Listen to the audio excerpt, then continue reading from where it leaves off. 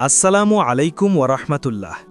আপনি কি কখনো ভেবে দেখেছেন আপনার জীবনের এমন একটি রাত আসতে পারে যে রাতের ইবাদত আপনার পুরো জীবনের ইবাদতের চেয়েও বেশি মূল্যবান হতে পারে? মানব জীবনের সময় খুবই সীমিত। আমরা হয়তো ৬০ বা ৭০ বছর বাঁচি। এই ছোট্ট জীবনে কতটুকুই বা ইবাদত করা সম্ভব?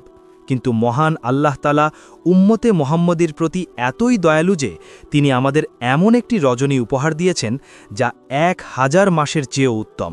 হ্যাঁ, আজ আমরা কথা বলছি পবিত্র লাইলাতুল কদর নিয়ে। এই রাতটি কেন এত বিশেষ? কেন এই রাতের মর্যাদা এত বেশি? চলুন আজ আমরা এই রাতের গভীরে লুকিয়ে থাকা রহমত ও বরকতের কথাগুলো জেনে নিই। পবিত্র কোরআনে আল্লাহ তাআলা এই রাতের মর্যাদায় একটি পূর্ণাঙ্গ সূরা নাজিল করেছেন, যার নাম সূরা আল কাদার। আল্লাহ তাআলা সেখানে স্পষ্ট করে বলে দিয়েছেন, লাইলাতুল কদর হল ১,০০০ মাসের চেয়েও উত্তম। ১,০০০ মাস মানে প্রায় ৮৩ বছর ৪ মাস। একটু কল্পনা করে দেখুন, আপনি যদি এই একটি রাত একনিষ্ঠ চিত্তে ইবাদত করেন, তবে আপনার আমলনামায় ৮৩ বছর ৪ মাস এক টানা ইবাদত করার সওয়াব লেখা হবে।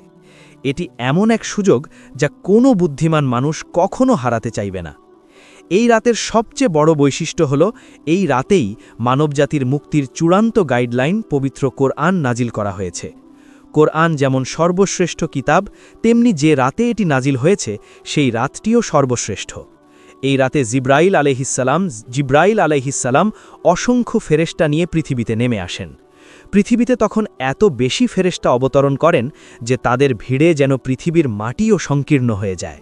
তারা প্রতিটি মুমিনের জন্য আল্লাহর কাছে দোয়া করতে থাকেন এবং ঘরে ঘরে শান্তির বার্তা পৌঁছে দেন। আমাদের প্রিয় নবী রাসূল সাল্লাল্লাহু আলাইহি ওয়াসাল্লাম এই রাতের ইবাদতের প্রতি কতটা গুরুত্ব দিয়েছেন তা বিভিন্ন হাদিস নম্বর পড়লেই আমরা বুঝতে পারি। রাসূল সাল্লাল্লাহু আলাইহি ওয়াসাল্লাম বলেছেন, যে ব্যক্তি ঈমানের সাথে ও সওয়াবের আশায় লাইলাতুল কদরের রাত জেগে ইবাদত করবে, তার পিছনের সব গুনাহ মাফ করে দেওয়া হবে। সুবহানাল্লাহ! জীবনের সব গুনাহ মাফ করিয়ে নেওয়ার এর চেয়ে বড় সুযোগ আর কি হতে পারে? এখন প্রশ্ন হলো, আমরা এই রাতটি কিভাবে খুঁজব এবং এই রাতে কি আমল করব? রাসূল সাল্লাল্লাহু আলাইহি ওয়াসাল্লাম আমাদের শিখিয়েছেন রমজানের শেষ দশকের বিজোড় রাতগুলোতে লাইলাতুল কদর তালাশ করতে, অর্থাৎ ২১, ২৩, ২৫, ২৭ এবং ২৯তম রাত।